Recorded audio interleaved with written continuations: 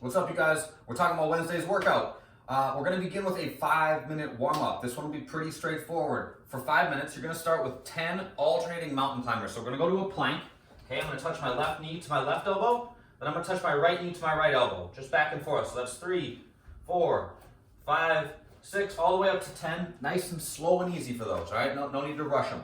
Next thing we're going to do is we're going to do 5 bootstrappers. So find a squat stance, so feet at shoulder width, toes pointing straight ahead. We're going to sink down into the bottom of our squat. I'm going to grab a hold of my toes, then I'm going to lift my hips up, dropping my head down, and then sink back down into the bottom of my squat.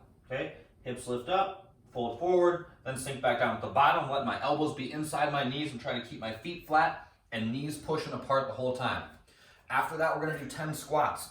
Same exact stance, same basic mechanics as for the bootstrapper, but now we're going to keep our hands out in front of us. So I'm upright, my belly's got a little bit of tension, I'm going to push my hips back, knees apart, sink down till my hips go below my knees, and then stand back up. Okay, control the descent on those, try not to bounce in the bottom.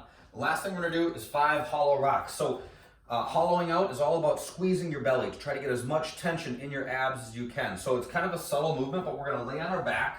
I'm going to put my arms up overhead and I'm just going to rock forwards and back. So my legs are extended, my belly's tight. I'm just gently rocking back and forth 5 times. We're going to cycle through that for 5 minutes. That will be the warm-up. For the workout, we're going to go for 20 minutes, so a little bit of a longer one. Take this one at the pace that feels right for you. There's no need to rush to get through some of these movements as fast as you can. If you need a little bit more intensity, step up the pace a little bit. If you need a little bit less intensity, just move for 20 minutes. The first thing we're going to do is with the dumbbells, we're going to do a tripod row, and the rep scheme is 8 to 12 of them. So what that means is that if you guys have a heavy dumbbell, okay, and 8 of them is going to like fry you, then feel like you can stop at 8. If on the other hand, the weight that you have is a little bit less and you can do more, then step up the reps a little bit and do something more that's going to give you an even better workout. So what we're going to do is you're going to grab a hold of one dumbbell. You're going to put your hand on something that's at about knee height, something like that. I'm going to brace my hand on the chair.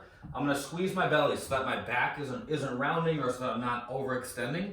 And then I'm going to pull the dumbbell up to my hip or to the bottom of my ribs and then come back down. That's 1, 2. So I'm going to do 8 to 12 of these on one side, then switch and do 8 to 12 on the other. So there should be no like pulling with your upper body. It should just be a strict pull with your arm. Okay, keep your shoulders back.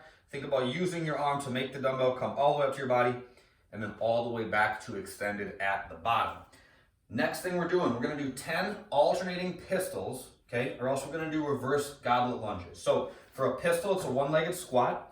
Foot's going to point straight forward. You're going to keep your belly really tight. Other leg's going to be extended out in front of you. You're going to sink down to the bottom, keep your knee out, and then stand back up. That's 1. Then switch sides, go on the other. Go back and forth until you get to 10. That's a tricky movement, right? If you're not to it yet, add some weight to a reverse lunge for a set of 10. So you could hold a dumbbell in the goblet position. Okay, do your reverse lunges like this. Otherwise, you can hold 2 dumbbells in the front rack like this.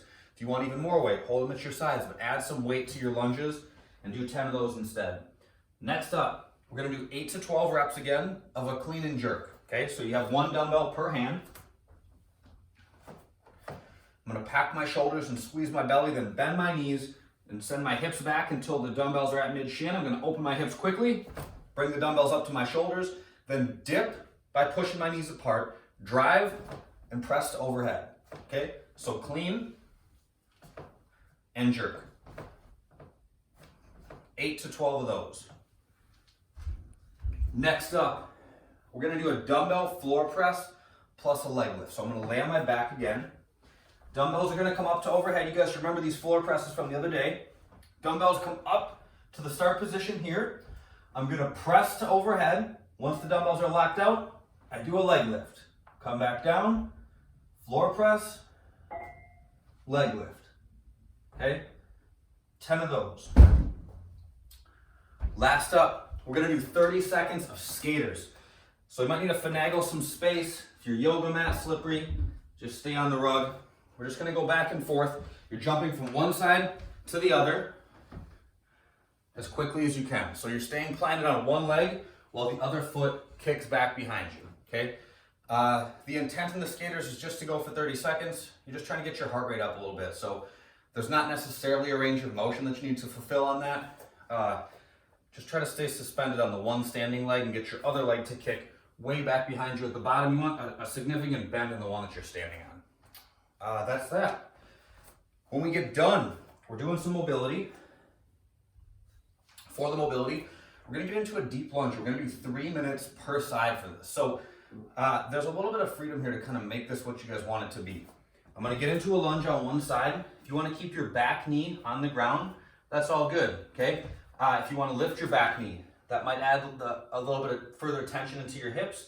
If you wanna plant your knee, grab a hold of your foot behind you, or if you wanna work down to your elbows, find some challenge here in this, okay? Embrace finding that little bit of like extra stretch that you can go for and try to sink into it a little bit further.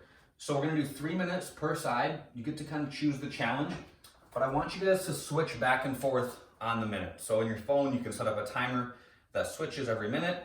You go back and forth, add challenge as you can, and try to change it up as you go. But find the stretch that's gonna provide the best stretch in your hips for you as you work.